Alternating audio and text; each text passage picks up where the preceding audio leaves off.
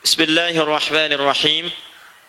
Kembali ke bahasan kajian kitab Sahih Al-Bukhari karya Al-Imam Al-Bukhari atau Muhammad bin Ismail bin Ibrahim bin Al-Mughirah bin Al-Bardizbah Al-Ju'fi Al-Bukhari Al-Khurasani Al-Uzbekistani.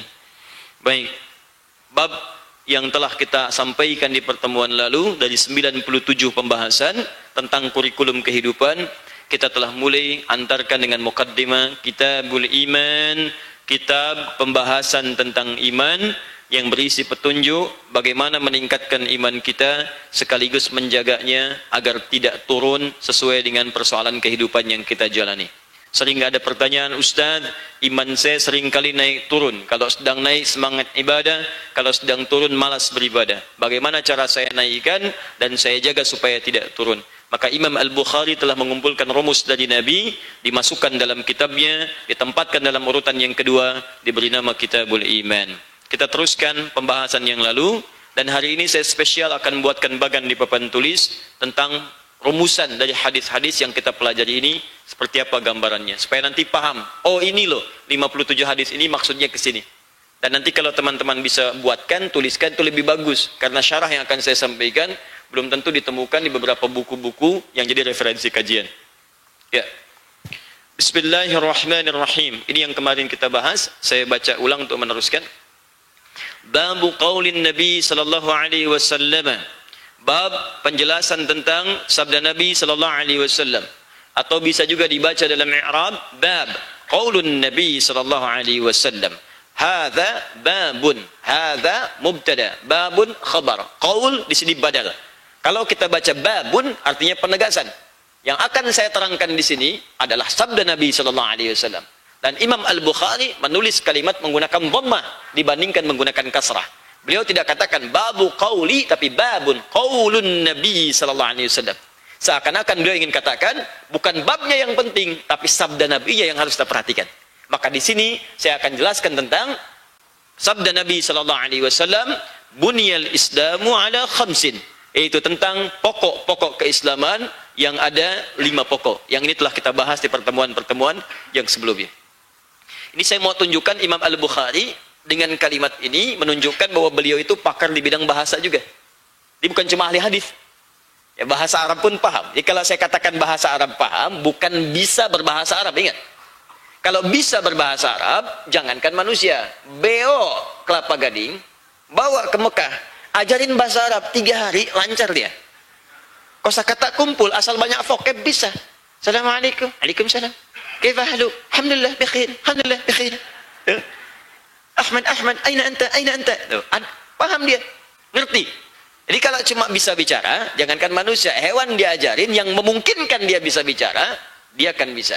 Yang memungkinkan, karena unta sudah ribuan tahun di Arab, tapi nggak bisa bahasa Arab, ya kan? Baik. Karena itu, kalau di istilah filologis di bahasa Arab, orang yang bisa bahasa Arab itu bukan yang bisa bicara bahasa Arab, tapi yang memahami kaidah-kaidah di bahasa Arab. Sastranya, kalau dihubungkan ada 4 pendekatan ilmu. 1 nahwu, ya, kedua saraf. Saraf ada 12 cabang lagi. Kemudian ada balaghah, balaghah 3 cabang lagi, ma'ani, bayan, badi'. Kemudian yang keempat arud, arud 16 cabang lagi, dikenal dengan bakhar. Ada bakhar tawil, ada madid, ada rajas dan sebagainya. Nah, ini kalau memahami ini, itu baru disebut dengan pakar bahasa. Nah, Imam Al-Bukhari ini mengerti. Dari mana taunya mengerti beliau? Ini kelihatan kaidah ilmu nahunya dipakai. Kalau orang biasa, dia akan mengatakan babu qaulin Nabi. Tapi beliau menuliskan bab qaulun Nabi sallallahu alaihi wasallam. Itu tandanya beliau paham bahasa Arab. Dan beliau bukan orang Arab, ingat. Imam Al-Bukhari bukan orang Arab. Beliau orang Bukhara. Bukhara di mana sekarang? Uzbekistan. Makanya tadi saya katakan, nama aslinya Muhammad. Punya bapak namanya Ismail. Kakeknya Ibrahim. Kakek buyutnya Al-Mughirah. Yang buyutnya Al-Bardizbah. Tinggal di kecamatan Ju'fa, Kabupaten Bukhara, Provinsi Khurasan, negara Uzbekistan. Ulangi. Nah, itu. Dari Bukhara. Jadi saya mau katakan begini. Ini saking bisanya kita mempelajari, agama Islam itu ditunjuk oleh Allah dengan satu bahasa yang memudahkan kita untuk mencernanya. Dan abadi sifatnya. Dan tidak dibuat susah. Orang Uzbekistan bisa. Orang Cina bisa. Orang India bisa. Orang Indonesia pun lancar. Dan saya katakan berita gembira untuk kita semua. Lisan orang Indonesia ini berdasar penelitian sementara, lisan orang Indonesia, itu ternyata termasuk yang paling bagus untuk adaptasi bahasa. Dia mau belajar bahasa apapun, mirip dengan penuturnya. Begitu bicara bahasa Arab, sama persis dengan orang Arabnya. Kaifa haluk? Assalamualaikum. Min aina ant? Orang Arab. Jadi kalau dibicara di radio tuh, kegiatan, Arab tuh. Padahal Bandung misalnya. Nampak tuh betul. Bicara Inggris kayak orang Inggris. Hey John, where have you been? Kayak orang Inggris. Jadi apapun yang dia ucapkan mirip. Coba dengarkan orang Cina misalnya, bahasa Arab. Cina nih, ya, ketahuan. India nih, ketahuan. Jadi aksennya muncul. Orang Indonesia tidak, itu anugerah yang sangat luar biasa. Jadi saya ingin katakan bahwa saking diberikannya oleh Allah rahmat dalam bahasa ini, dia punya dua keunggulan. Yang pertama, dia punya gramatikal yang bertahan di setiap masa dan tidak berubah. Silahkan cek ya.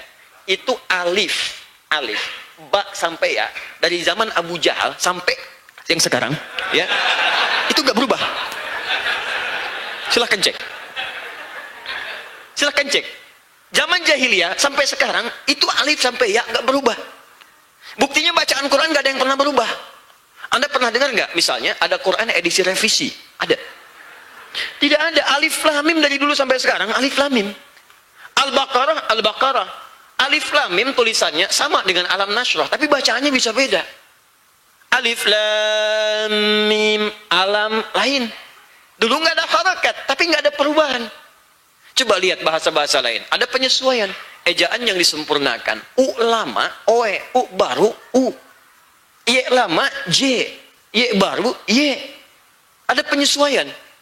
Ini ingin saya sampaikan bahwa, ayo kita jangan merasa kecil bahwa kita itu kalaupun diberikan sholat dengan bahasa Arab, Al-Quran diturunkan bahasa Arab, apa hikmahnya? Supaya mukjizatnya bertahan di setiap masa. Dan tidak ada kekurangan kemudian untuk menggali keistimewaan-keistimewaannya. Bismillahirrahmanirrahim. Wa huwa qaulun wa fi'lun wa yazidu wa yanqusu. Iman itu tidak cukup sekedar dikatakan. Awas, qaulun, wa-nya ma'iyah, harfu ataf, diikutkan kepada huruf sebelumnya. Jadi kalau ada wawu merangkai dengan kalimat sebelumnya, maka kalimat sebelumnya tidak bisa berdiri sendiri. Mindilun wa sunduqun, ini adalah tisu dan kotaknya, maka tisu nggak bisa dipisahkan dari kotaknya. Bersama dia, wawunya ma'iyah, bersama-sama, nempel. Makanya antara tisu dengan kotak nempel tuh, nggak bisa keluar, nggak bisa dipisahkan. Maksudnya menyatu di sini. Ya, ini kalimat yang menggunakan wawu ma'iyah. Wawu, ini cuma satu huruf Bapak Ibu, tapi dalam. Makanya mohon izin ngaji dengan saya, tolong bersabar. Kalau ada huruf yang penting saya bahas, walaupun sampai 3 pertemuan. Ya, nanti ada kitab bagus kalau mau ditulis, namanya Mughnil Labib an Kutubil A'arib.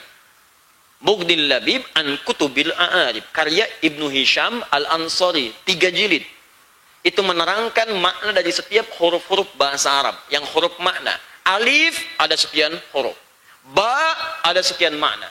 Ba ada 14 makna. Alif sampai dengan ke 10 makna. 10 maknanya dijelaskan pada kita semua. Ini wawu diantaranya ada huruf ataf. Ya, wawu huruf yang mengikutkan hukum pada sebelumnya. Al-imanu, kalau kita paham maknanya, kita terjemahkan. Al-imanu, iman itu, wahuwa, yang dimaksud dengan iman qaulun, bukan sekedar perkataan, wa fi'lun, tapi harus dibuktikan dalam bentuk perbuatan.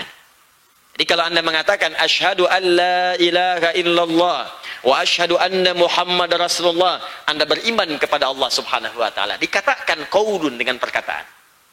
Nah, tidak cukup dengan perkataan, buktinya iman itu apa? Maka bukti dari iman muncul pada perbuatan.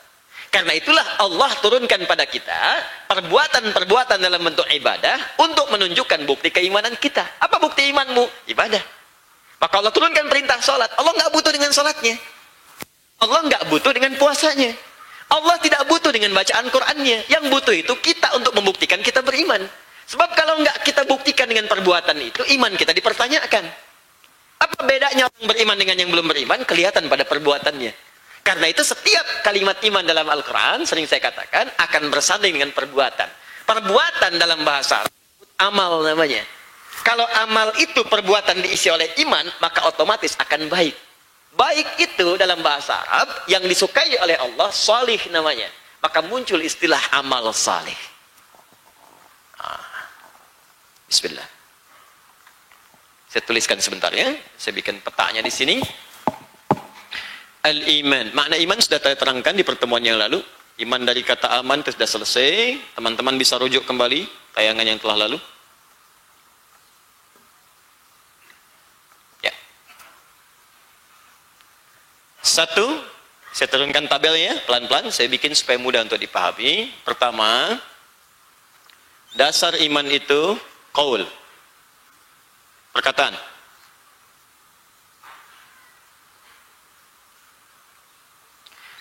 Qaul, perkataan.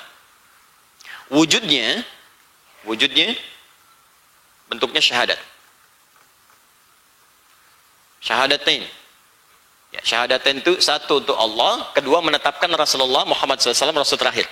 Makanya syahadat kita asyhadu an la ilaha illallah wa asyhadu anna Muhammad Rasulullah. Masih ingat tadi hukum wawu yang saya sampaikan? Ataf ikut pada sebelumnya. Jadi kalau ada yang mengatakan saya yakin Allah Tuhan saya, tapi kalimat selanjutnya nggak diteruskan, wa asyhadu anna Muhammad Rasulullah.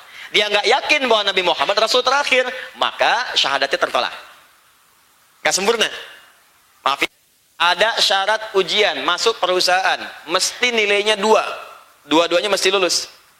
Ya, satu soal, kemudian yang kedua satu soal lagi.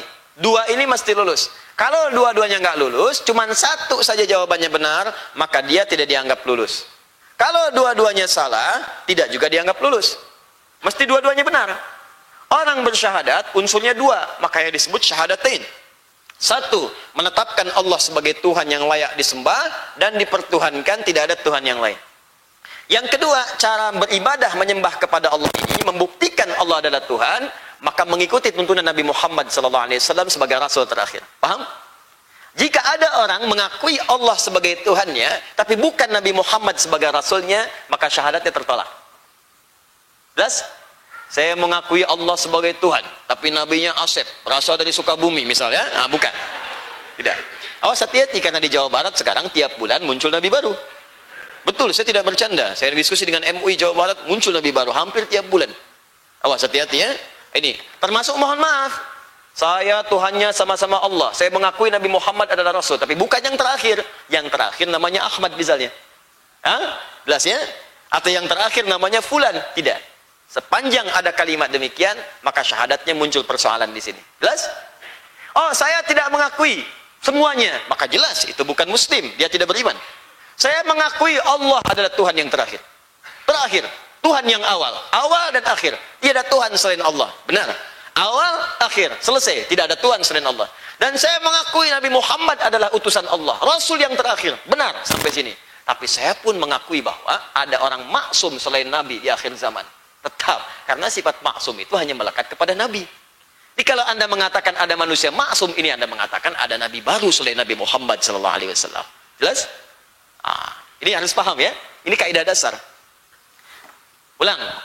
Iman bentuknya qaul, perkataan, wujudnya syahadatin. Saking pentingnya kita mengecek keimanan kita, maka setiap hari Allah munculkan kalimat syahadat dalam hidup kita. Paling minimal kita ucapkan 5 kali dalam sehari. Bukankah dalam sholat kita bersyahadat? Syahadu an la ilaha illallah, syahadu anna Muhammadar Rasulullah. Subuh, zuhur ucapkan lagi, asar ucapkan lagi, maghrib ucapkan lagi, isya ucapkan lagi. Nah, yang belum tahu itu diperdengarkan 5 kali juga dalam sehari, supaya dia tidak punya alasan di kemudian hari ketika Allah tanya, saya nggak tahu cara syahadat ya Allah, saya nggak paham Allah, saya dengarkan kepada kamu 5 kali dalam sehari, setiap hari. Saya kasih usia kamu sampai 70 tahun, dikalikan 5 aja dalam sehari, 365 kali 5 kali 70 tahun, berapa kali saya perdengarkan? Kalau sekali saya perdengarkan kamu belum paham, wajar. 2 kali, wajar. 365 kali dalam setahun, kalikan 70 kali, berapa? Saya hitung dulu ya Allah. Gak usah dihitung. Oh. Bentuknya adzan. Allahu Akbar, Allahu Akbar. Kenalkan Allah. Bukankah setelah itu syahadat? Asyhadu an la ilaha illallah. Bukankah setelah itu yang kedua? Asyhadu anna Muhammadar Rasulullah. Jelas ya? Kalau sudah bersyahadat, berarti dia punya kunci iman yang bisa mengantarkan kepada surganya. Tapi ingat, surga itu punya pintu. Ada pintunya. Kalau Anda punya kunci, tapi nggak ada pintunya, buat buka apa itu? Pintu nggak ada, kunci ada, ya mau buka apa? Saya mau ke surga nih, pintu yang mana? Sini nggak cocok, situ nggak cocok. Emang ente mau buka yang mana? Nggak tahu, yang ada kuncinya aja. Karena itu ketika angin menginginkan surga, mesti ada pintunya, mesti ada pembuktiannya. Maka diteruskan, kata Nabi sallallahu alaihi wasallam, dikutip oleh Imam Al-Bukhari dalam satu kalimat yang ringan, al-imanu qaulun, pertama diikrarkan dengan lisan, yang kedua wa fi'lun wa amalun, dan dibuktikan dengan perbuatan. Pintunya perbuatan.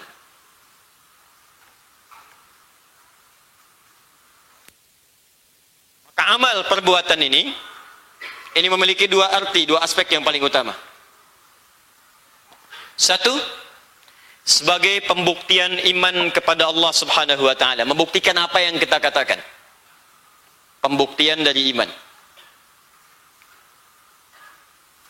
Kalau ini pernyataan, ada pernyataan, buktinya apa? Kan iman itu bahasa hati. Kalau setiap bahasa hati, keyakinan yang paling kuat mesti dimunculkan dalam bentuk perbuatan. Seperti nampak apa, supaya kelihatan nampak apa yang ada dalam hati. Ingat, saya sering katakan, semua perbuatan hati butuh pembuktian supaya kelihatan apa yang ada dalam isi hati. Kan pertemuan lalu saya katakan, mirip-mirip iman itu cinta. Cinta itu keadaan hati. Ketika dikatakan baru jadi pernyataan, butuh pembuktian. Aku mencintaimu, itu baru pernyataan. Apa pembuktiannya? Tuliskan namaku di buku nikah kita. Sehingga kita punya BPKB, buku pernikahan kita berdua. Ya? Itu bukti namanya. Catat. Jelas ya? Nah, iman juga begitu pernyataannya, asyhadu an la ilaha illallah wa asyhadu anna muhammadar rasulullah. Ya Allah, saya beriman. Kata Allah, kalau cuma mengatakan aja, jangankan kamu, beo aja bisa mengatakan gitu. Ayo beo syahadat, asyhadu an la ilaha illallah, asyhadu anna muhammadar rasulullah. Lalu apa bedanya Anda dengan beo? Mesti ada pembuktian. Untuk membuktikan kita beriman, maka diujilah oleh Allah dengan perbuatan. Perbuatan itu yang disebut amal soleh namanya. Turunlah amal. Ini amal. Karena yang turunkan itu Allah, itu fi'lun itu bentuk perbuatan umum. Kalau sudah dieksekusi namanya amal. Makanya ketika dieksekusi dipertanggungjawabkan. Karena itu dalam Al-Quran semua perbuatan yang dipertanggungjawabkan disebut amal. فَمَنْ يَعْمَلْ مِثْقَالَ ذَرَّةٍ خَيْرًا يَرَهُ وَمَنْ يَعْمَلْ مِثْقَالَ ذَرَّةٍ شَرًّا يَرَهُ إِنَّمَا الْأَعْمَالُ amal kan? Amal jama' dari kata amal. Diturun ke sini menjadi amal. Karena amal ini berasal dari Allah, semua yang dari Allah itu baik disebut dengan saleh namanya. Maka muncul istilah amal saleh. Nah, jadi kalau Allah turunkan amal saleh, wujudnya apa? Banyak. Ada salat nanti, ada puasa, ada infak, ada baca Al-Quran. Itu Allah turunkan, bukan ingin meminta sesuatu kepada kita. Karena Allah nggak butuh dengan sujudnya manusia. Semua nggak sujud, nggak akan menurunkan status Allah sebagai Tuhan. Tetap Tuhan Rabbul Alamin. Cuman yang butuh kita untuk membuktikan bahwa Allah itu Tuhan. Makanya ketika kita mohon maaf ya, salat. Bukankah ada bacaan syahadat di situ? Ada getaran iman. Bukankah saat baca Al-Quran bertambah keimanan kita? Merasa dekat dengan Allah? Disitulah perasaan kita dimunculkan oleh Allah. Jadi kalau ingin merasakan nikmatnya iman, kejar amal soleh. Nih. Sekali lagi ya.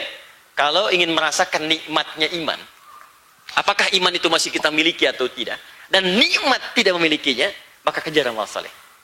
Demi Allah saya katakan, semakin banyak amal soleh itu Anda kumpulkan, semakin nikmat Anda merasakan keimanan yang memiliki. Nggak percaya silahkan. Mula-mula cuma sholat fardu, itu untuk mengecek aja, imannya ada, masih ada. Tapi kalau sudah bisa sholat sunnah, rasa betul kenikmatan iman itu. Ketinggalan semalam, rasanya ada kehilangan sesuatu. Adzan subuh itu 4.43. Anda bangun jam 4.40, masih 3 menit sebelum adzan. Anda merasa kayaknya ada yang hilang gitu. Saya terlambat ya Allah, terlambat. Padahal dulu waktu belum tahajud, adzan 4.43, Anda bangun tuh jam 6.43. Itu masih nggak, ya, biasa aja gitu. Tapi begitu dapat kalimat itu senang rasanya. Anda kalau biasa baca Quran sekali, sehari 1 halaman, 1 halaman, coba ya biasakan. Dalam sebulan, misalnya tiap hari baca Al-Quran 1 halaman, 1 halaman, setiap hari. Nah nanti hari berikutnya di bulan baru, coba jangan baca dulu.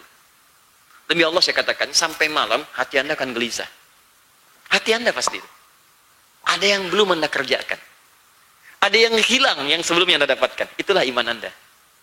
Nikmat. Jelas ya? Ini bagian yang pertama. Jadi kalau Allah turunkan amal soleh, jangan dianggap sebagai iman, tapi itu sebagai pembuktian keimanan kita di hadapan Allah Subhanahu wa taala. Allah minta nuntut kepada kita. Buktinya mana? Mana buktinya?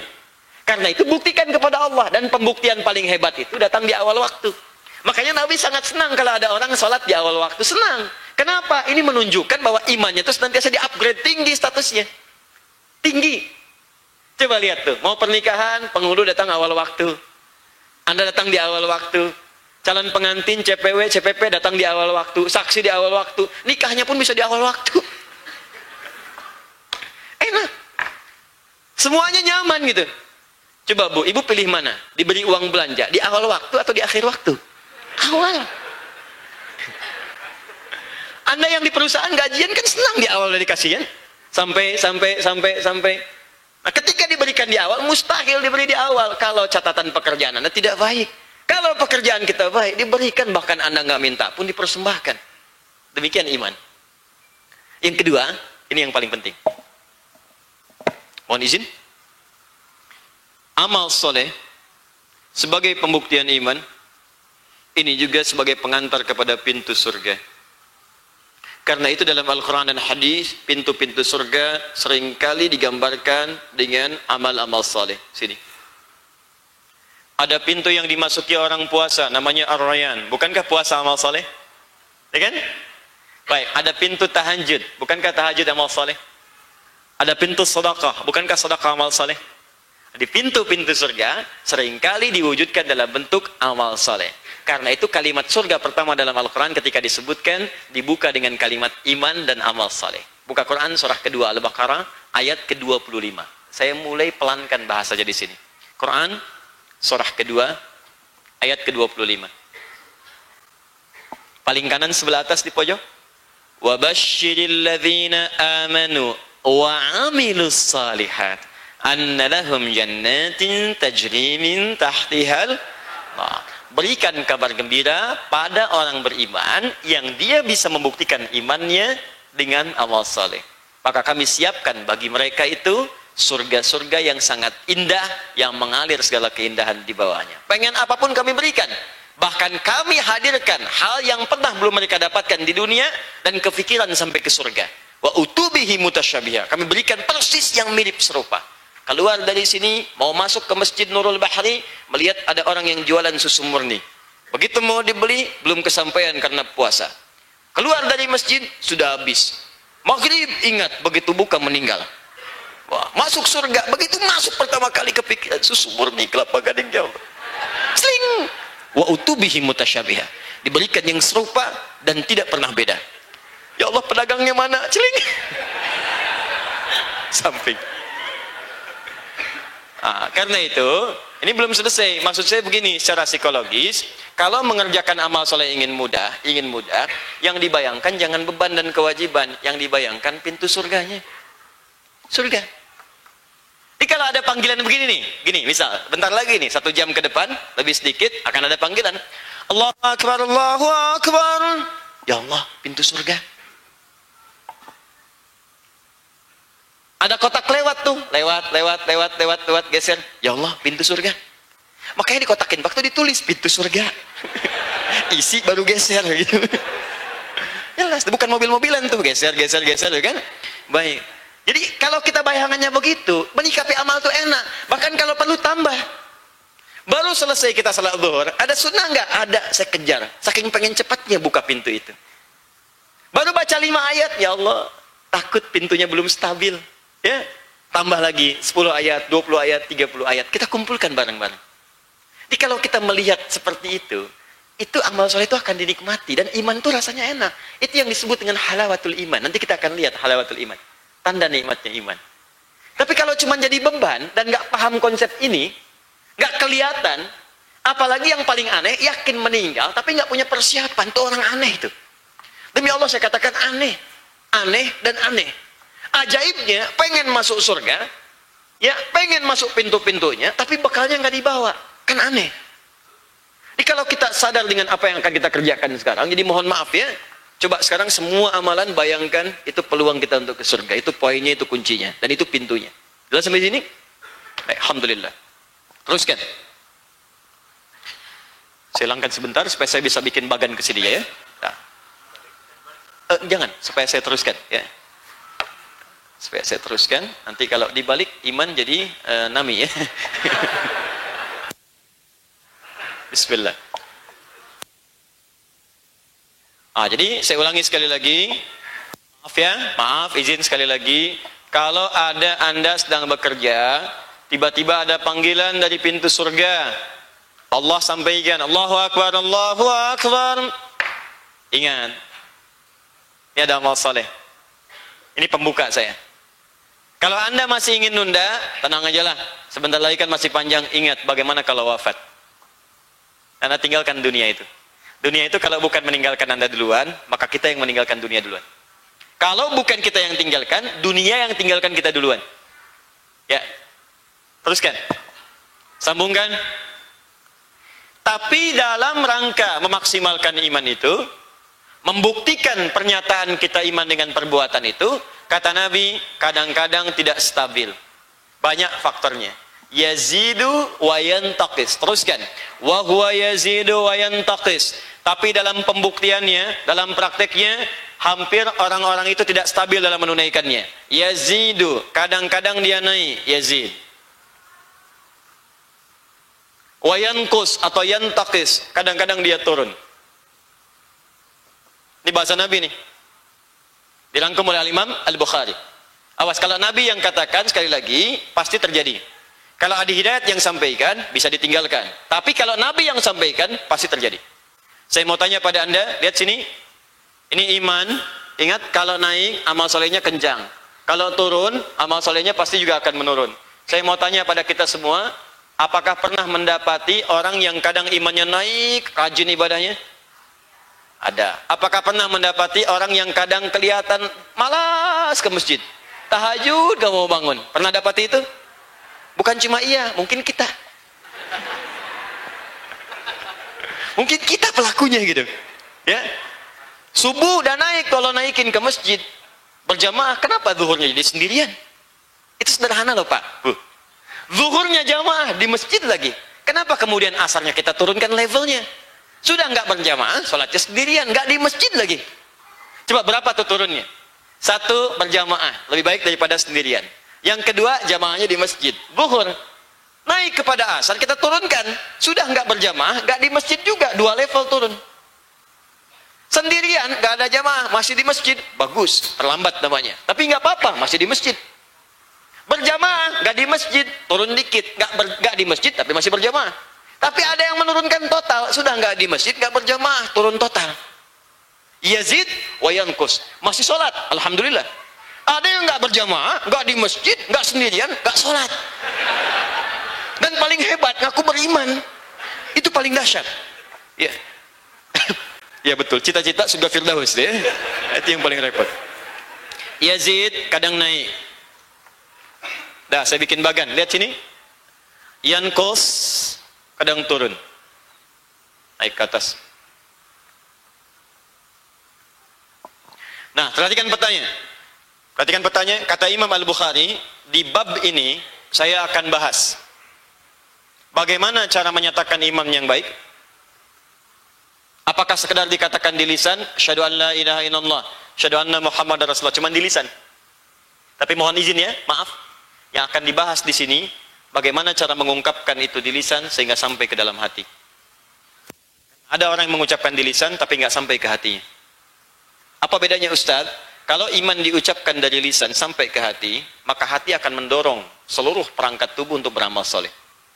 Maka akan merambat. Misal, kita ucapkan iman sampai ke hati. Hati perintahkan ke mata, maka mata hanya akan melihat yang baik-baik.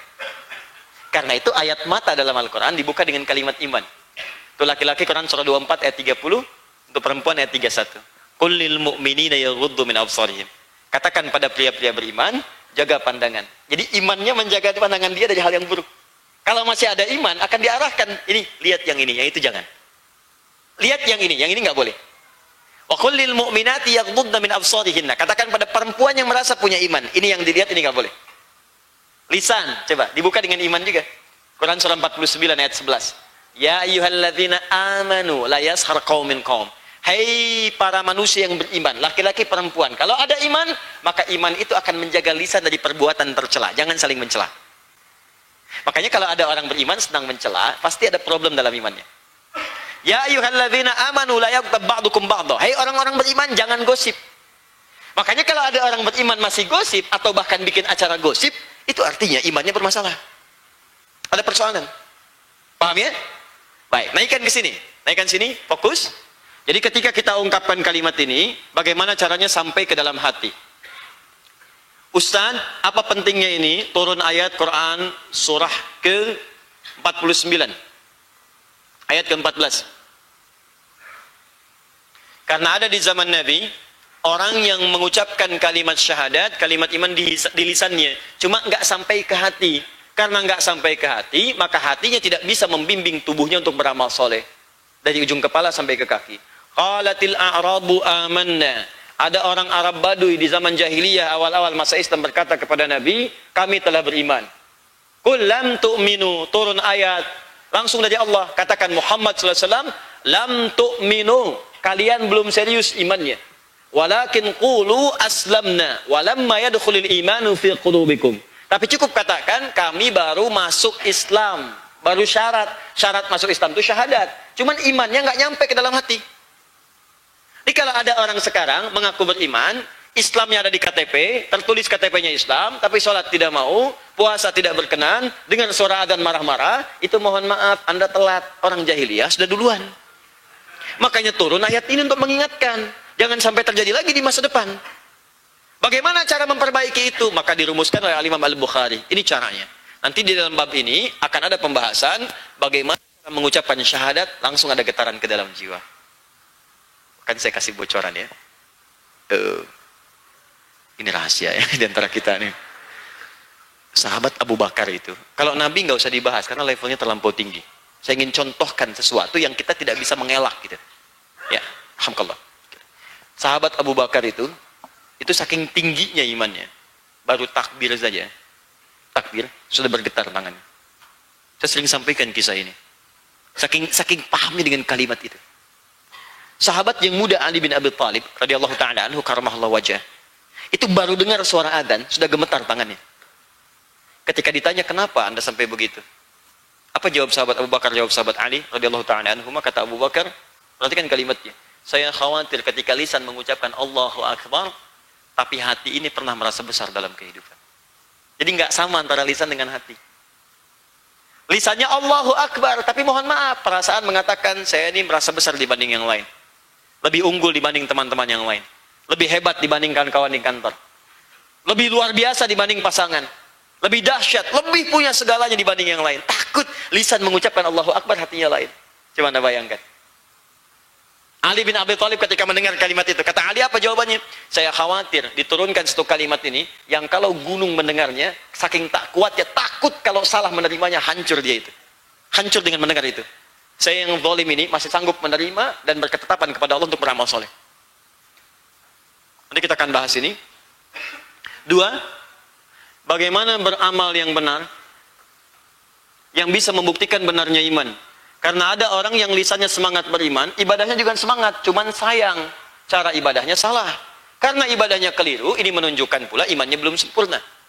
Ya, saya ambil contoh begini misalnya. Perkataannya kuat, saya muslim, saya bersyahadat, besok sholat siap. Subuh datang dari jam 3, udah siap-siap tunggu. Tapi begitu sholat 3 rakaat. Misalnya, nah ini juga nanti kita perbaiki. Termasuk amal apa saja yang kelihatannya soleh tapi bisa merusak iman. Haji amal soleh, tapi ada perbuatan haji yang disebut oleh Al-Quran langsung bisa menggugurkan keadaan hajinya. Infak amal soleh, betul, tapi ada perbuatan saat infak yang bisa menggugurkan pahala infaknya. Ada. Awas hati-hati, sholat amal soleh, tapi ada perbuatan yang menyertai sholat bisa menggugurkan bahkan mencelakai orang sholatnya. Ada. Nanti semua ayat Quran itu, semua ayat Quran. Riya saat haji, berselisih saat haji, berkata-kata kotor. Makanya ketika turun ayat haji, Quran surah kedua ayat 197, ada kalimat larangan. Fala rafatha wala fusuqa wala jidala fil hajj. Kalau haji jangan saling berkata kotor, jangan ribut, jangan mencela, jangan menyimpang. Apa artinya? Artinya saat suasana haji itu ada keadaan-keadaan yang mendorong seseorang berkata-kata kasar, mencela, menyimpang, bahkan berkata kotor. Jelas? Kembalikan. Terus yazidu, bagaimana iman bisa naik? Nanti kita turunkan rumusnya. Bagaimana iman bisa naik? Yang terakhir, wayankus, iman turun. Kenapa iman bisa turun dan bagaimana cara menjaganya supaya tidak turun? 4 pembahasan ini, qaul, fi'lun, yazid, yankus, akan dirangkum oleh 57 hadis yang akan kita bahas. Jadi pembahasan ini berisi 57 hadis. Pembahasannya akan berada di seputar 4 poin ini. Ada berapa hadis? 57. Jelas sampai sini? Jadi saya kasih petanya dulu supaya kita paham. Sampai nanti 57 ini dibahas, kita akan belajar tentang 4 poin ini. Kalau ini didapatkan, sudah kita pelajari dengan baik. Kemudian setiap belajar 1 poin, kita amalkan. 1 poin, kita amalkan. Apa yang dapat kita hasilkan dari itu semua? Apa yang Allah berikan pada kita? Jangan tunggu sampai 57. Belum tentu selesai. Ya, belum tentu selesai. Ini akhir tahun ini aja belum tentu selesai ini semua. Kita ketemu cuma sebulan sekali. Yang dibahas setiap sebulan 1 hadis, itu pun kadang belum tuntas. Baru judul. Kan udah selesai. Tadi bahas apa? Hadis Al-Bukhari. Pembahasannya apa? Muqaddimah. Ya, belum selesai. Nah, tapi poinnya adalah amalkan dulu. Ketika ini diamalkan, kita akan dapat sesuatu. Makanya teruskan. Kalimat Imam Al-Bukhari-nya saya bacakan. Bismillah.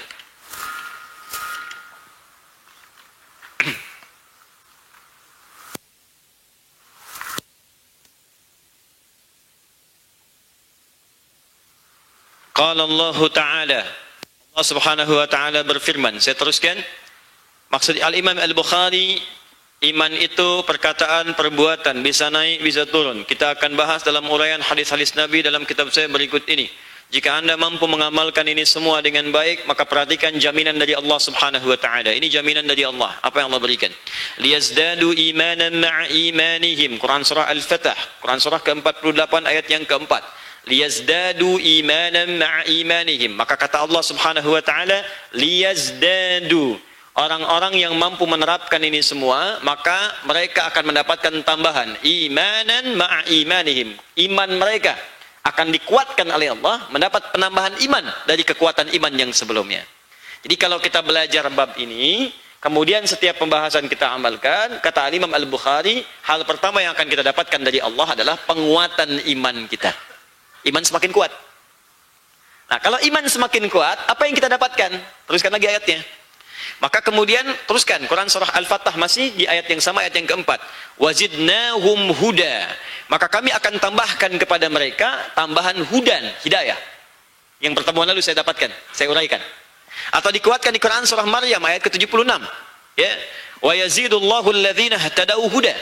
Dan orang-orang yang beriman itu, kalau sudah kami kuatkan imannya, maka kami akan tambahkan kepada mereka tambahan-tambahan hudan.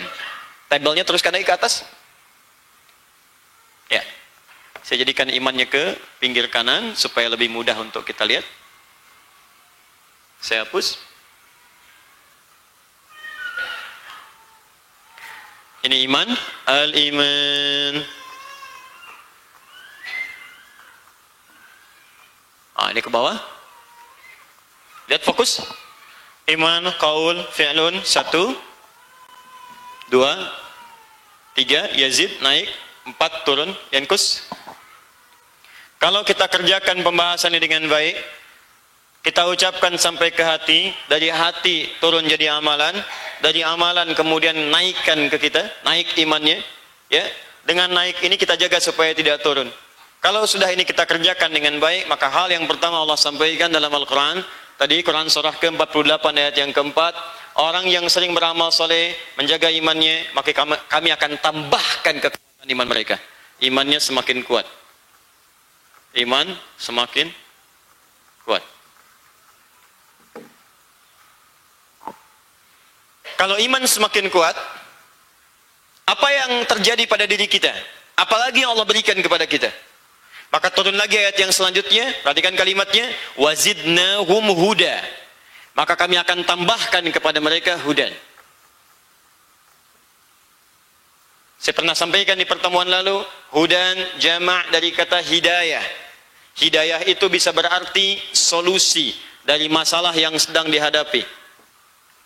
Jalan paling mudah untuk mendapati sesuatu, jalan termudah.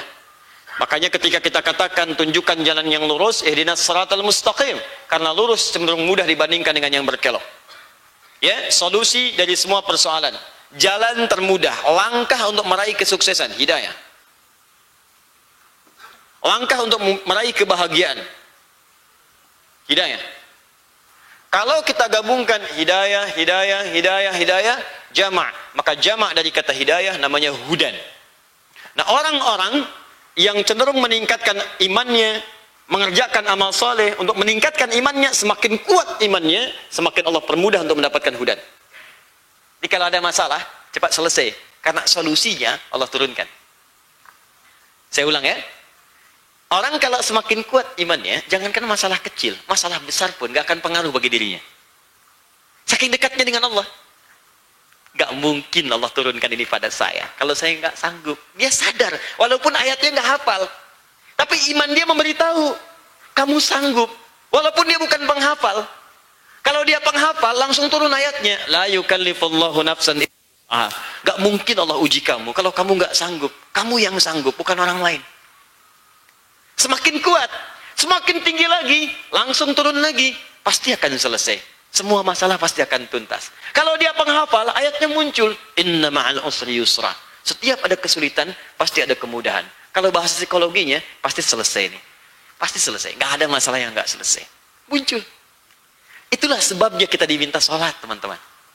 Itu sebabnya kita diminta baca Al-Quran. Makanya korelasi amal soleh itu dengan solusi itu tinggi sekali. Tinggi. Minimal kalaupun belum ada solusi, ketenangan itu tiba. Coba deh kalau nggak percaya, Bu, sering saya katakan, kalau ibu punya masalah, alih bikin status yang tidak jelas, mendingan baca Quran. Baca Quran itu jelas. Jelas tenangnya. Wudu, buka mushaf, menghadap kiblat. Itu baru dibuka, hati itu tentram, dibacakan, mengalir. Kalau sudah mengalir, sebagian beban itu sudah keluar. Dan curhatnya kepada Tuhan, kepada Allah gitu. Innama ashku bathni wa huzni. Allah. Kata Nabi Ya'qub alaihissalam, curhat terbaik itu sama Allah. Kalau saya ada masalah, Allah teman saya yang terbaik untuk mengadukan persoalan saya. Ada curhat di media sosial yang akan nyambung. Kamu tidak seperti yang aku duga. Tulis. Tungguin jawaban. Aduh, kasihan saya nulis subuh, nunggu apa maghrib, belum ada komen. Lihat lagi. Like dong, aminkan. Aduh, hidupnya penuh dengan kegelisahan. Ya, satu komennya nanya lagi, udah punya persoalan ditanya, kan butuh jawaban. Cukup naon, ya kenapa teh, gitu kan muncul. Aduh, sudahlah capek ya, baik lagi sini. Jadi nggak ada solusi. Ya makanya orang-orang yang ibadah itu cenderung tenang, begitu sholat tenang. Itu kan janji Allah, Quran surah ke-8 ayat kedua. Innamal mu'minuna, orang-orang beriman itu. Idza dzukirallahu wajilat qulubuhum, kalau benar imannya disebut nama Allah getar hatinya. Wa idza tuliyat 'alaihim ayatu, kalau dibacakan ayat-ayat Allah kepadanya zadathum imana, menambah imannya. Wa 'ala rabbihim yatawakkalun, ketika imannya semakin kuat, maka tawakalnya kepada Allah tinggi. Dan bukti dari tawakal itu adalah menerima setiap ketetapan Allah. Nah, kalau sudah begitu tuh enak aja. Kehilangan sendal, cari dulu, nggak ketemu ya mungkin sudah tiba saatnya. Amanah ini di orang lain, pulang aja. Ibu, kok pulang nggak pakai alas kaki? Nggak apa-apa, Allah berkehendak demikian. Sudah nggak apa, tunggu dulu Bu, ganti sendal saya. Padahal kesini pakai sendal jepit, pulang pakai sendal lebih bagus lagi. Kermen macam-macam ganti. Naik. Ya. Ada ibu, papa, kemana sendalnya? Nggak apa-apa, Allah sudah menetapkan demikian. Jangan pakai sepatu saya aja. Pakai sepatu pentopel pulang. Padahal dia ke masjid nggak pakai sendal. Tawakal tinggi luar biasa. Ya, tapi enak, tapi nggak jadi beban. Biasanya kalau sudah sesuatu hilang, Allah ganti dengan yang halal lebih baik lagi. Ya, saya punya keponakan masuk pesantren, ini kisah nyata.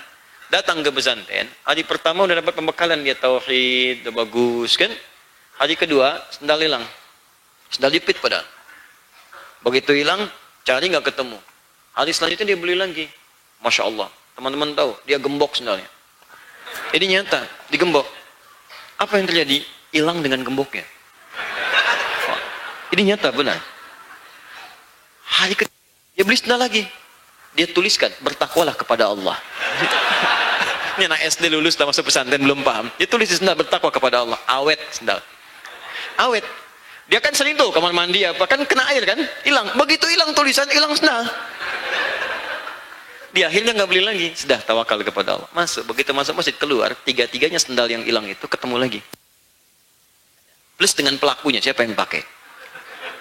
Tapi setelah itu tenang gitu, tentram, tahu, nyaman.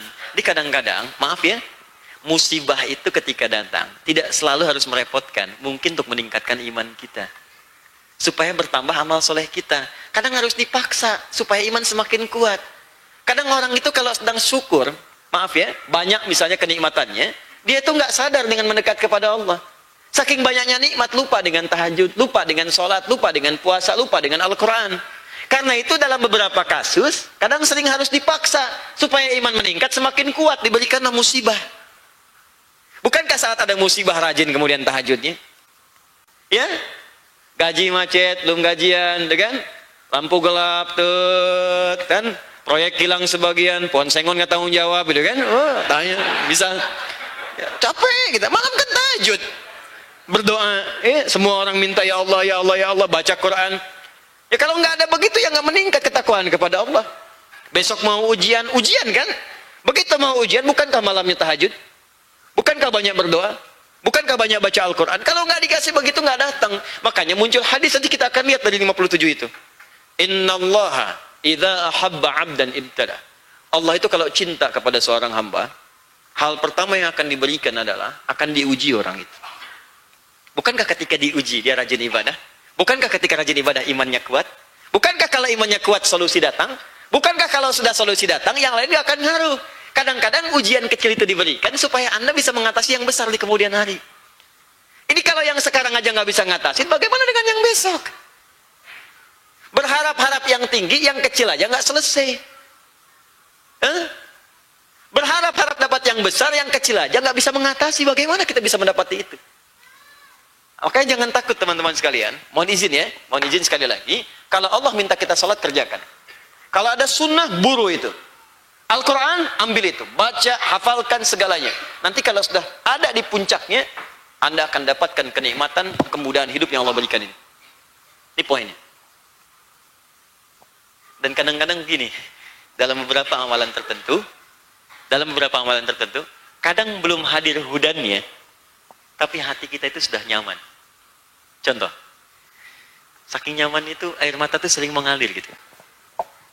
Saya ambil contoh Al-Quran. Cobalah menghafal Quran. Atau anak atau cucu, titipkan dia pada seorang penghafal Quran untuk belajar. Nanti lihatlah momentum itu. Nanti malam kami akan wisuda peserta karantina yang trainers. Ada 4 orang. Ini sudah hari ke-7. Hari ke-7 itu saya lihat tadi sebelum saya kesini laporannya ada yang sudah 10 juz, 11 juz, 12 juz. Kita targetnya 30 hari 30 juz. Ada yang 7 hari sudah 12 juz, sudah 10 juz, sudah sekian. Ada yang di bawah itu. Yang mau saya katakan begini. Anda ketika menghafal Quran ya, Alif Lam Mim, Al-Baqarah sampai Ali Imran, awalnya terasa berat. Persis seperti ujian.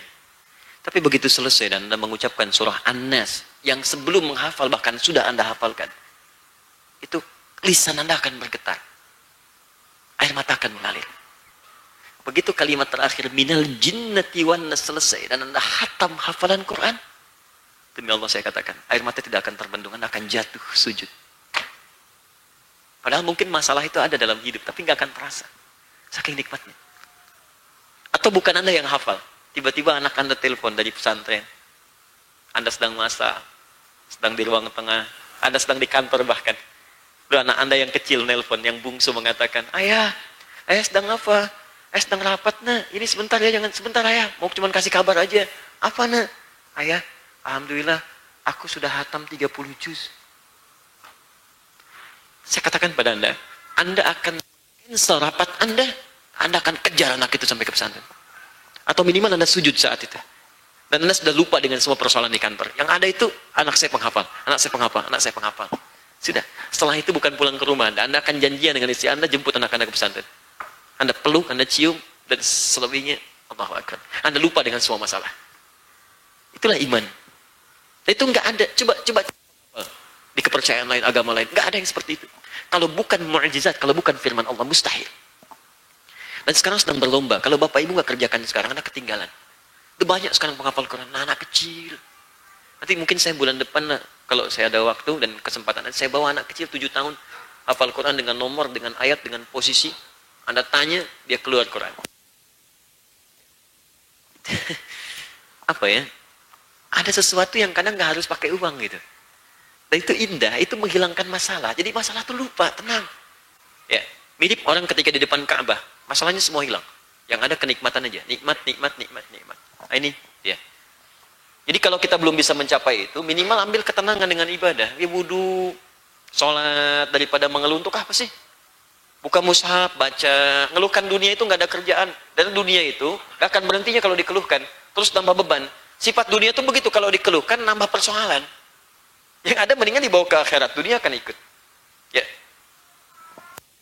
Maaf sekali lagi. Ya, kita kembali ke sini. Nah, kalau sudah Allah berikan ini, maka status orang ini, yang iman tadi, akan naik statusnya jadi takwa. Takwa. Lihat bagannya. Lihat bagannya.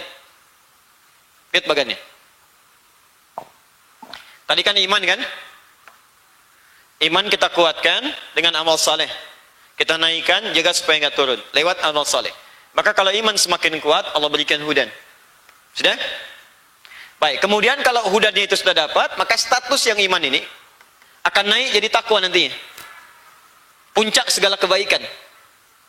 Orangnya disebut taqi namanya. Taqi. Kalau banyakan disebut muttaqin. Banyakan. Ya, disebut apa? Muttaqin. Saya tuliskan begini, muttaqin. Muttaqin. Sudah? Nah, kalau orang sudah naik ke level muttaqin, saya tutup, maka dia akan dapat jaminan dari Allah Subhanahu wa taala kebahagiaan dunia dan akhirat. Bahagia. Jadi kalau bekerja, apapun level pekerjaannya, mau dia pengusaha, dia pejabat, dia pedagang, pokoknya sukses dan bahagia. Kadang-kadang ukurannya bisa relatif. Bagi sementara orang, direktur itu yang paling hebat. Tapi bagi orang-orang tertentu, level manager sudah bahagia. Bagi sementara orang, kedudukan paling tinggi itu yang paling tinggi lah dicapai manusia. Bagi orang yang lain, sekarang pun saya sudah nikmat. Malah ngejar ke atas lebih capek lagi. Ada kalangan tertentu ketika Anda tanya, Pak kenapa nggak promosi? Sudahlah, ini aja udah nikmat. Saya khawatir malah ketika naik lagi jadi kufur nikmat saya. Ada yang begitu. Ya, ini. Kalau sudah begini, maka apa yang terjadi? Allah berikan kenyamanan dan kesuksesan dalam setiap aktivitas hidupnya. Nyaman dan sukses, dalam bahasa Al-Quran disebut aflah namanya. Aflah. Orangnya disebut muflih. Aflah. Orangnya disebut muflih. Jamaknya disebut muflihun. Muflihun.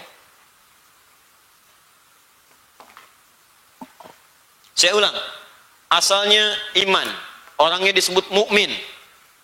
Kalau banyakkan disebut mu'minun. Sudah? Semakin kuat dapat hudan. Hudan dapat, kualitas iman naik jadi takwa. Orangnya muttaqin. Kalau semakin kuat muttaqin, maka diberikan kebahagiaan puncak tertinggi dan nyaman beraktivitas, disebut aflah.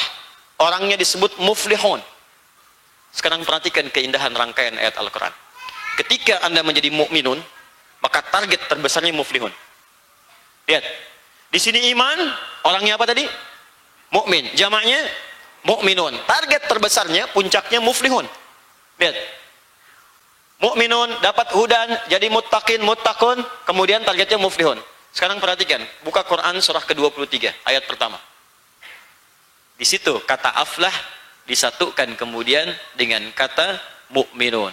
Qad aflahal mu'minun. Jaminan Allah yang pertama. Mukminun, orang yang punya iman. Aflah, bahagia dan sukses. Maka jaminan Allah yang pertama, orang yang beriman, benar imannya kata Allah, saya akan jamin dia akan meraih, menggenggam kesuksesan dan kebahagiaan dalam hidupnya. Lalu diturunkan di pembuka Quran surah kedua Al-Baqarah. Perhatikan ketika Allah mengatakan Alif Lam Mim, ayat 2-nya apa? Dzalikal kitabul la, isi Quran jangan diragukan kandungannya. Saya akan terangkan, saya akan berikan petunjuk. Perhatikan, setelah itu menyebutkan apa? Hudan, muncul hudan. Lil muttaqin. Saya akan berikan hudan, kata Allah, kepada orang-orang yang takwa. Perhatikan, bukankah untuk mencapai takwa ini perlu iman sebelumnya? Maka ayat 3-nya, alladzina yu'minuna bil ghaib, iman. Bukankah iman kepada Allah butuh pembuktian? Apa buktinya? Amal soleh kan? Bukankah amal soleh tadi kita sebutkan, bahas rinciannya? Salat amal soleh, infak amal soleh, baca Quran amal soleh, dan teruskan ayatnya, alladzina yu'minuna bil ghaib wa yuqimunas shalah, amal soleh. Wa mimma razaqnahum yunfiqun walladzina yu'minuna bima Al-Quran wa bil akhirati hum yuqinun. Sekarang pindah ke puasa. Puasa dibuka dengan kalimat iman. Buka Quran surah kedua ayat 183. Ya ayyuhalladzina amanu kutiba alaikumus. Bukankah sebelum siam ada iman dulu? Sekarang lihat ujungnya. Begitu iman bagus, puasa dikerjakan, naik ke takwa kan? Teruskan ayatnya. Ya ayyuhalladzina amanu kutiba alaikumus kama kutiba alal ladzina min la'allakum takwa kan? Kalau sudah takwa dapat muttaqin, maka hudan dapat, takwa dapat, maka muflihun akan diraih. Bacakan ayat 5 Al-Baqarah di ujungnya. Ulaika ala dan rabbi wa ulaika humul. Ada semua kan? Ini konsep kehidupan kita. Jadi iman itu mengantarkan pada puncak kebahagiaan. Iman itu mengantarkan pada puncak ketenangan. Jadi, kalau kita diminta untuk beramal soleh, level kita masih di sini. Itu tandanya kita ingin diberikan solusi. Gini petanya. Kalau kita diminta beramal soleh, kita diajak sukses.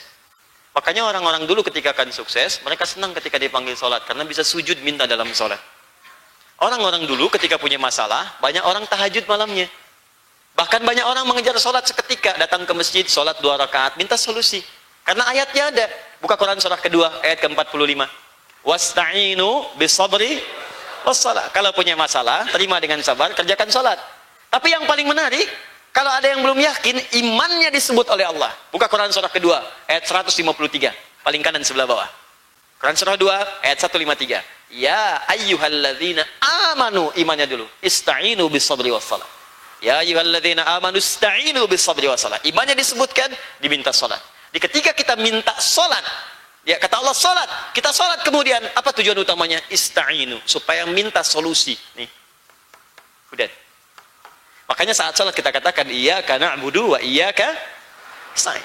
Dalam duduk di antara 2 sujud, duduk di antara 2 sujud, bukankah kita mengatakan, Rabbighfirli, warhamni, wajburni, warzuqni, minta macam-macam. Warzuqni minta rizki, warfa'ni minta diangkat derajat, wajburni lindungi dari orang iseng. Ya, orang-orang mengganggu dan sebagainya. Ini teman-teman buktinya. Jadi kalau kita nggak paham konsep ini, diminta sholat, malas. Adzan, mengeluh. Baru tadi adzan, sekarang udah adzan lagi. Gimana tuh? Susah. Ya kan? Jadi kalau nggak paham ini susah gitu. Tapi kalau kita mengerti ini, bahkan kita bisa mengkreasi diri kita sendiri untuk beraktivitas. Bikin usaha yang tidak mengganggu sholat kita. Karena sadar rezeki itu Allah. Sekarang kita berusaha tapi melawan Allah, yang gimana bisa dapat rezekinya, John? Gimana kita bisa dapatkan? Yang ngasih rezeki Allah. Terus kita bekerja supaya dapat rezeki dari Allah. Tapi yang kita kerjakan bertentangan dengan Allah. Ya gimana bisa dapat? Ya kita bisa kebayang nggak? Tapi memang saking sayangnya Allah pada hambanya, dikasih juga supaya dia sadar untuk balik lagi. Cuman nggak ngerti juga. Allah tuh rahmannya tak terlukiskan gitu. Susah dibayangkannya. Yang ingkar masih diberi, apalagi yang syukur gitu. Ingkar itu diberi supaya ingat, nih saya kasih ya, supaya kamu sadar. Ini saya beri waktu hidup ya, supaya tobat. Kebayang ya? Nah, jadi ini yang konsep yang kita bawakan, supaya kita bisa mendapatkan pencerahan. Jadi besok-besok, kalau kita mendapatkan panggilan adzan itu, jangan berkeluh kesah lagi. Karena ini solusi. Tinggal kita respon. Besok-besok kalau ada panggilan puasa lagi, cepat respon. Karena di sini ada konsep yang kita dapatkan. Tolong catat ini dengan baik. Karena ini sebuah table intisari dari perjalanan kehidupan dan kekuatan iman kita kepada Allah Subhanahu wa taala. Detailnya ada di sini, nanti 57 kita bahas. Ya, ini belum selesai nih. Ini baru pengantar, ya. Ya, satu hadis saja belum kita bahas ini baru pengantar. Ini baru pengantar. Ini saya bikin table supaya mudah kalau saya jelaskan, ini bisa 3 episode lagi. Ya, ini table supaya saya mudahkan. Yuk saya bacakan nih, terakhir. Supaya lengkap dulu satu halaman ya. Kalau satu halaman kan lumayan ya. Belajar apa sama Ustaz tadi? Satu halaman kan enak kan? Baik, kalau sudah begini, apa kesimpulan terakhir kata Imam Al-Bukhari? Setelah ini kita ambil 15 menit barangkali untuk tanya jawab. Kalau sudah ini didapatkan, orang kalau sudah statusnya muflihun, ini belum selesai. Mukminun sudah dapat hudan, jadi muttaqin atau muttaqun, naik level jadi muflihun. Kalau sudah muflihun, bagaimana perasaan hatinya? Bagaimana perasaan hatinya? Jangan mengarang ya, jangan mengarang. Kita baca ya. Mengarang itu hanya ada di bahasa Indonesia. Kita baca ya. Wal hubbu fillahi wal bughdhu fillahi wal bughdhu fillahi minal iman. Kalau iman itu sudah meresap di dalam jiwa, sudah mengakar dengan baik, mukminun naik level, jadi mendapat hudan jadi muttaqun, langsung jadi muflihun, maka apa yang terjadi? Muncullah sebagian dari buah imannya itu, sebagian, belum semua. Ini baru sebagian kecil. Apa diantaranya? Maka muncul perasaan al-hubbu fillah wal bughdhu fillah. Maka dia akan beraktivitas, mengerjakan segala hal karena kecintaannya kepada Allah. Jadi, kalau dia mengerjakan sesuatu yang dicintai karena Allah, kalau dia membenci pun karena Allah, maka ukurannya Allah. Saya tanya ibu deh, Bu. Ya. Ibu sayang pada suami karena Allah atau karena suami ibu itu memang layak disayangi?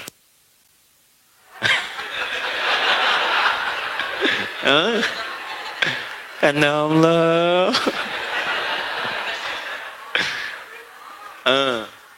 Antum deh yang ikhwan laki-laki ayah deh. Antum tuh sayang anak karena anak itu harus disayang atau karena Allah memerintahkan antum menyayanginya? Tolong jawab dengan jujur, saya serius. Tolong katakan dengan bahasa hati. Bapak dan ibu yang hadir saat ini, atau ayahnya saja atau ibunya saja, Anda menyayangi anak Anda karena anak itu Anda sayangi, atau Anda menyayanginya karena Allah? Catat ini ya.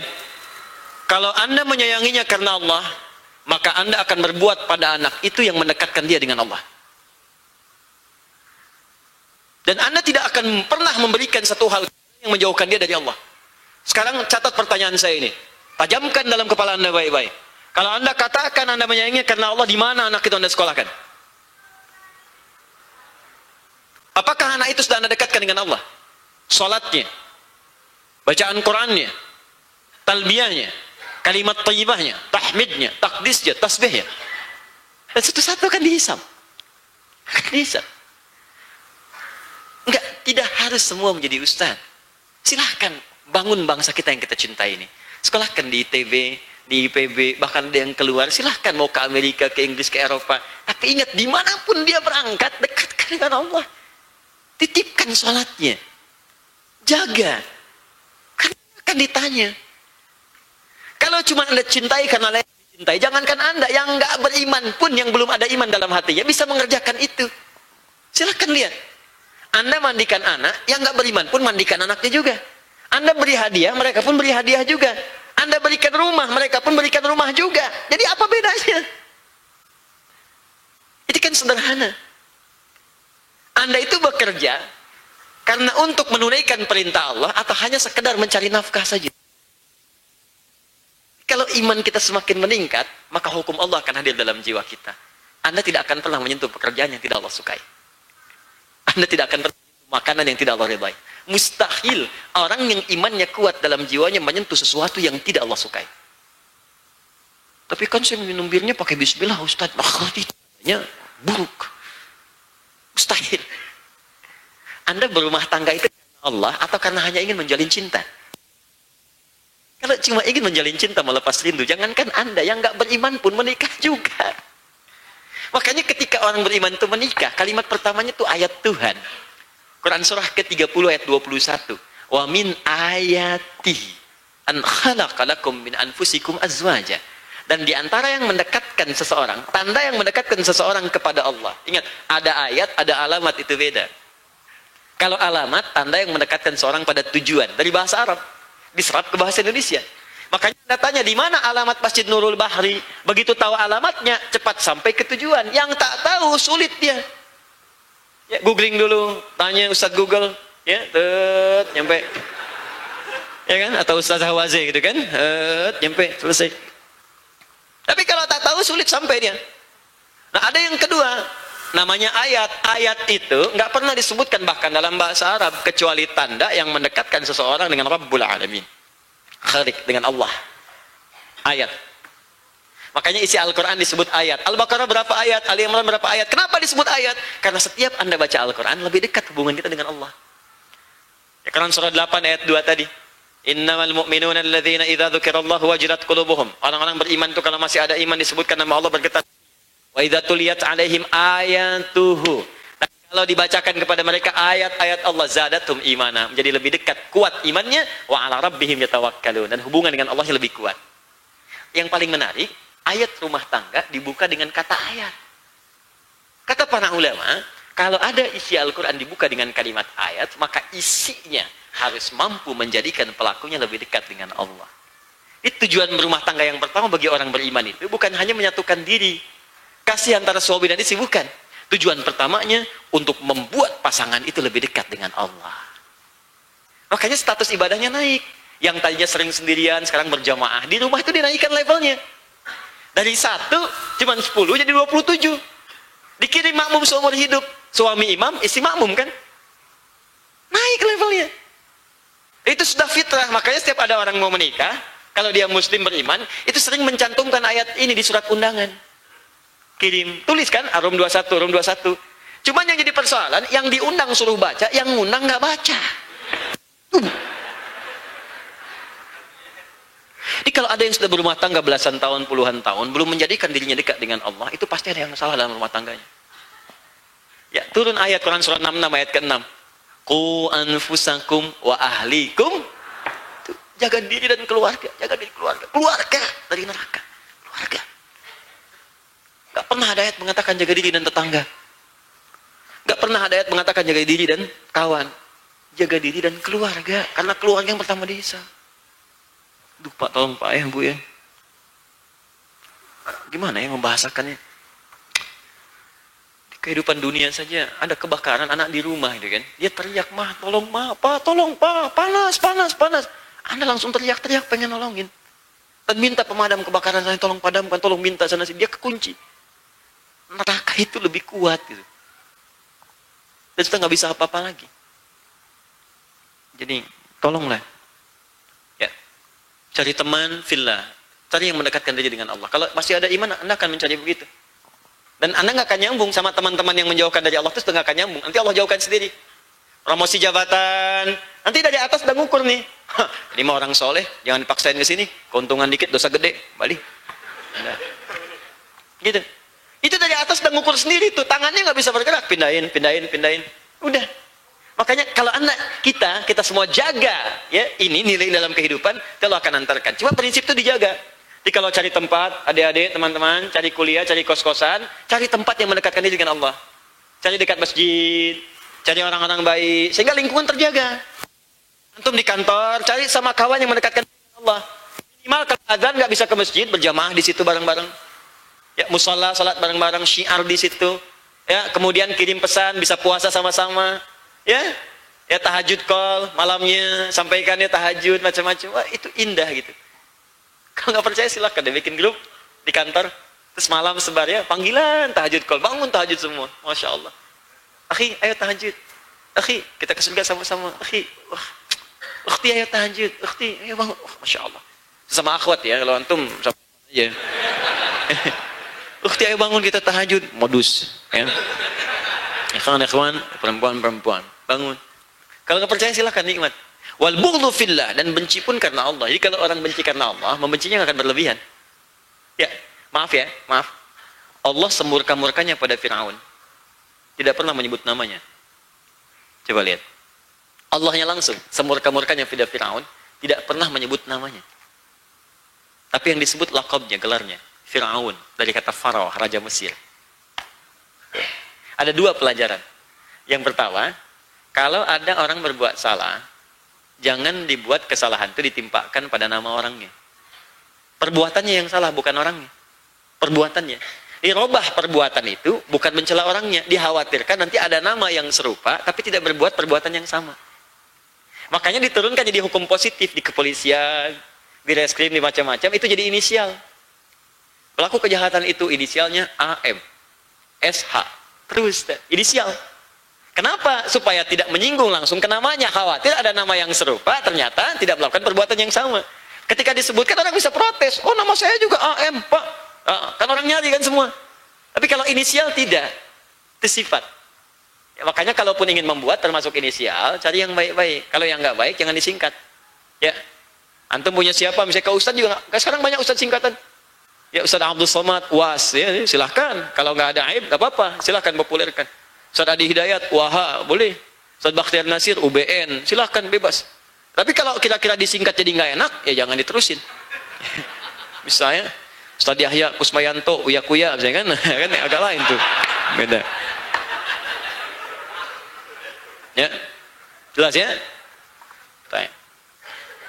Ini coba ukur. Enggak, ini sederhana nih bahasan tapi dalam gitu, dalam.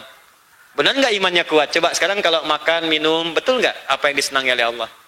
Cari teman, terus di rumah, kegiatan, coba rumah tangga pulang lagi dicek lagi. Betul nggak? Berjamaahnya, tilawahnya, jangan-jangan dicari dunia semua. Kalau semua dicari dunia ya capek nanti. Tidurnya nggak enak, istirahatnya susah. Terus besok ketemu begitu lagi, meninggal aja capek gitu. Ya. Wa kataba Umar bin Abdul Aziz ila Adi bin Adi innal iman faraid wa syara'i wa hududan wa sunana. Faman istakmalaha istakmala al-iman wa man lam yastakmilha lam yastakmil al-iman fa in aish fasaubayyinannaha lakum hatta ta'malu biha wa in amut fama ana ala suhbatikum biharis. Allahu akbar.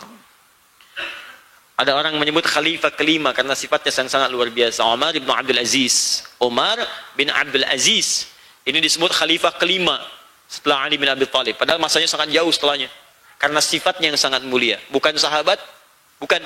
Tapi sifatnya bagus kepemimpinannya. Sampai-sampai satu masa ketika jadi khalifah presiden di istana negara, datang kerabatnya. Begitu datang, tanya urusan pribadi. Langsung dimatikan semua lampu, nyalakan lilin. Kata kerabatnya, kenapa engkau matikan lampu? Nyalakan lilin. Kata Umar bin Abdul Aziz, mohon maaf, lampu ini dibiayai oleh negara, adanya di istana. Engkau bertanya urusan pribadi. Maka aku nyalakan lilin yang milikku. Aku khawatir dihisab oleh Allah pada apa yang bukan punyaku. Sekarang berapa banyak mobil plat merah dipakai urusan pribadi? Kalau izin, alhamdulillah. Kalau tak izin, itu dihisab. Hisab. Itu keteladanan tingkat tinggi gitu. Saya pertama melihat yang seperti itu Bung Hatta dulu. Ya, putri beliau Ibu Mutia itu, tolong tanyakan kembali pada Bu Mutia. Saya yakin itu. Bu Mutia di luar menulis surat kepada ayahandanya, kemudian sulit mencari kertas, mendapati kertas di KBRI atau KJRI waktu itu. Dikirimkan, dibaca oleh Bung Hatta, yang pertama dilihat kertasnya. Lalu dikirimkan berita kepada putrinya. Kurang lebih bahasanya, Ananda, ini kertas milik negara. Engkau menulis keperluan pribadi. Tolong lain waktu jangan gunakan lagi kertas negara untuk menulis keperluan pribadi. Cuma kertas yang mungkin itu diberikan. Bayangkan. Saking amanahnya.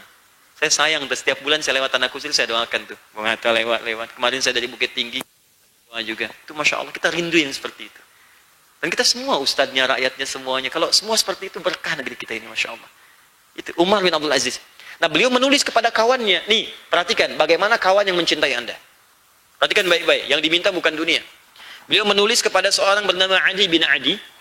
Ya, beliau katakan iman itu, saudaraku, kata beliau, iman itu punya ketentuan, punya jalan, punya batasan, punya hal-hal yang harus kita ikuti. Tadi, amal soleh, tinggalkan yang haram, kerjakan yang baik. Sekarang perhatikan kalimatnya, indah sekali. Siapa yang bisa menyempurnakan itu semua, amal soleh, istakbalal iman, maka imannya akan sempurna. Ke atas bagannya, yang tadi. Oman lam yastakbil iman. Tapi kalau nggak sanggup menyempurnakannya, maka imannya nanti nggak akan kuat-kuat. Dan kalimat sanggup itu digunakan sesuai kemampuan. Dimaksudnya sepanjang kamu mampu, sempurnakan. Kalau mampu tahajud, tahajud, jangan ditunda. Mampu puasa, puasa. Mampu baca Quran, baca. Sebab kalau kamu nggak lakukan, sayang iman nggak kuat. Kalau iman tidak menguat, kamu nggak dapat semua ini. Jadi saking sayangnya dengan sahabatnya, jangan sampai kita pisah di akhirat. Atau jangan sampai aku bahagia, kamu tidak. Allah, ini satu tubuh tuh begitu gitu ya. Jadi lihat orang nggak bahagia tuh nggak enak gitu. Lihat yang paling dahsyat nih. Fa in aish fasaubayyinuha lakum hatta ta'malu biha. Kalau aku masih hidup, setelah suratku ini aku tuliskan, maka aku akan terangkan kepadamu dengan terperinci semua itu, sehingga engkau bisa mengamalkannya seperti aku mengamalkannya. Di sahabat yang baik itu, kalau saya tahajud, dia juga mesti tahajud, saya akan ingatkan. Saya akan terangkan, karena Umar bin Abdul Aziz ini selain presiden, dia faqih, ahli fiqih. Saking sayang dengan sahabatnya, kita jangan bahagia dunia saja. Kalau aku tahu ini, aku akan terangkan kepadamu, kalau aku hidup setelah tulisan ini. Mungkin maksudnya nulis malam, mau dikasihkan. Tapi aku nggak tahu setelah tulisannya, aku hidup atau tidak. Yang paling luar biasa, wa in amut, fama ana ala suhbatikum biharith. Kalaupun aku wafat setelah menulis surat ini, maka maafkan aku yang tak mampu mendampingimu untuk memastikan kau mengamalkannya. Tapi setidaknya suratku bisa menemani engkau untuk bisa mengamalkan. Kita bisa bayangkan. Orang dalam suasana sangat genting pun, sulit pun, bahkan mungkin di penghujung hidupnya, masih memikirkan sama dia di surga. Itu yang indah. Jadi persahabatan dengan iman itu begitu. Jauh melampaui batas materi. Jauh. Jadi kalau diukur dengan materi, sekarang bersahabat, besok pecah. Pecah. Kalau diukur dengan dunia, sekarang ada jabatan, begitu turun, udah lupa dengan Anda. Gak akan ditanya lagi. Waktu di jabatan tuh disapa semua, kirim SMS, kirim karangan bunga, kirim macam-macam. Setelah turun, dimutasi, gak jadi. Hilang semua. Maka mulai sekarang, cari ukuran pakai iman. Tolong berumah tangga pakai iman. Suami dengan istri, saya nasihatkan, saya mohon izin ya. Bukan bermaksud untuk mengajari, cuma mengingatkan saja apa yang Allah telah sampaikan dalam Al-Quran dan Nabi dalam hadis. Ayo periksa kembali dengan iman kita.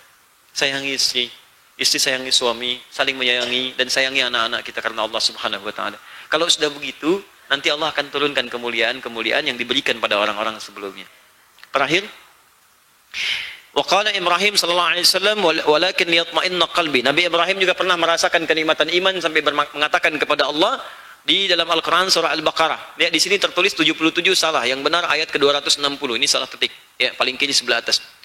Walakin liyatma'inna qalbi, ayat lengkapnya wa idh qala Ibrahim rabbi arini kaifa tuhyil mauta. Ketika Nabi Ibrahim berkata kepada Allah, ya Allah tunjukkan kepadaku bagaimana cara engkau menghidupkan orang mati. Qala awalam tu'min, ya Ibrahim apakah engkau tidak beriman kepadaku? Qala bala walakin liyatma'inna qalbi. Ya Allah, aku sangat beriman, sangat beriman. Ya, yakin aku beriman kepadamu, tapi supaya tenang hatiku. Maksud kalimat itu, iman itu memberikan ketentraman pada jiwa. Jadi kalau kita sudah mendapatkan keimanan yang kuat, jiwa kita akan tentram. Di membaca kalimat ini maksudnya nasihat Nabi Ibrahim alaihissalam, jaga keimanan kita. Kalau iman kita benar, maka kita akan dijaga selalu tenang oleh Allah Subhanahu wa taala. Kalau kita mengaku beriman tapi belum tenang, artinya iman kita belum sempurna, masih perlu banyak berlatih amal saleh. Plus wa qala Mu'adz bin Jabal, dan Mu'adz bin Jabal pernah mengatakan ijlis bina nu'min sa'ah. Yuk kalau mau duduk dengan kita, minimal ada 1 menit kita beriman kepada Allah. Ah, ini nasihat baru nih. Ini bagus nih, bagus. Boleh jadi kaos, jadi topi, boleh. Di buku Idlis bin Nu'min Sa'ah. Yuk duduk dengan kita, beriman walau sejenak kepada Allah. Maksudnya apa? Kalau mau cari teman, cari yang baik-baik. Yang kalaupun duduknya cuma sejenak, tapi ingat Allah. Yang paling dahsyat itu, cari orang yang kalau Anda lihat wajahnya pun Anda ingat Allah. Cari yang sweet. Jadi begitu lihat dia tuh ingat tahajud, ingat Quran. Kalau mampu bikin di rumah. Makanya coba anak kita itu coba didik hafal Quran. Sekolahkan dan Anda jadilah itu. Jadi begitu lihat dia itu, kita itu termotivasi kembali. Begitu lihat dia, lihat Al-Quran berjalan.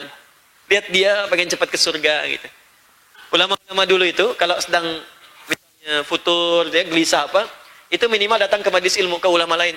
Maaf, hal pertama yang mereka lakukan hanya untuk melihat guru yang lain saja. Lihat orang soleh. Saya juga sama tuh, kalau sedang misalnya jenuh atau apa, itu saya coba browsing, searching ulama-ulama. di dunia gitu kan, yang sekarang hidup atau di Indonesia, saya lihat hanya untuk natap wajah mereka aja. Masya Allah, lihat Mbah Mun teduh nih, udah tenang lagi hati kita. Insya Allah lihat si Fulan teduh nih, udah tenang lagi. Insya Allah lihat Syekh Fulan, lihat Imam Masjidil Haram, tuh lihat tuh, baru lihat aja. Lagi tuh kadang dengerin suara mereka, tuh tenang lagi. Coba buat suasana begitu ya, enak. Insya Allah enak, insya Allah. Ya, antum jangan cari masalah, ya lihat antum orang lari, kan? Mana? Terakhir waqala Ibnu Mas'ud pernah menyampaikan al-yaqinul imanu kulluhu. Kalau yakin itu tandanya imannya sempurna. Sudah, yakin aja. Suruh salat, yakin. Jangan banyak tanya. Warisan bagi 2:1, jangan banyak tanya lagi. Oh, ini persamaan gender. Ah, sudahlah. Bukan. Yakin aja. Kalau sudah yakin dengan segala ketetapan Allah, tidak banyak tanya, artinya imannya sempurna. Gini ya, kalau ada yang belum paham, ikuti dulu, nanti hikmah datang. Jangan bertanya dulu. Kalau banyak bertanya, lama-lama nggak dikerjakan. Ya. Kenapa subuh cuma 2 rakaat? Kita kan baru bangun, kita kan masih segar. Segar dari mana? Kadang-kadang 2 jadi 1 karena lupa rakaat. Dan yakin dulu, kerjakan dulu, baru hikmah akan datang. Ya. Wa Ibnu Umar la yablughul 'abdu haqiqatat taqwa hatta yada'a ma haqa fis sadri. Ya, ini tidak akan sampai seseorang itu pada hakikat takwa sampai yang menggelitik dalam jiwanya itu hilang. Yang menggelitik dosa. Dosa itu kaitan dengan iman. Jadi kalau orang imannya kuat, dosanya akan berkurang. Hilang. Maka sampailah kemudian derajat takwa. Itu yang saya bikin bagannya. Iman kuat, muncul hudan. Hudan muncul takwa. Jadi kalau orang beriman itu semakin tinggi, maka maksiatnya semakin rendah. Jadi kalau orang maksiat banyak, tandanya imannya lemah. Jelas ya? Nah, taib. Wa qala Mujahid syara'a lakum surah Syura. Al-Sainaka ya Muhammad wa iyyahu dinan wahida. Dan Mujahid berkata, ayat yang mengatakan syara'alakum di surah Asy-Syura ayat 13, syara'alakum minad din. Maksudnya adalah disyariatkan kepada Nabi Muhammad petunjuk agama yang satu untuk menguatkan iman. Singkatnya apa? Kalau iman ingin kuat, kerjakanlah petunjuk agama dengan benar. Di agama ada ketentuan salat, kerjakan salat. Puasa, kerjakan puasa. Maka iman akan meningkat otomatis, maka muncul hudan, muncul takwa, muncul muflihun. Selesailah pembahasan 1 halaman. Halaman muqaddimah belum hadisnya. Kalau Anda bertanya, Ustaz, bagaimana keterangan nabinya, hadisnya apa saja supaya amal solehnya bagus, imannya bagus, perkataannya benar, amal soleh tadi benar, kalau sholat benar, kalau jaga begini. Maka itu pembahasan di pertemuan berikutnya insyaallah.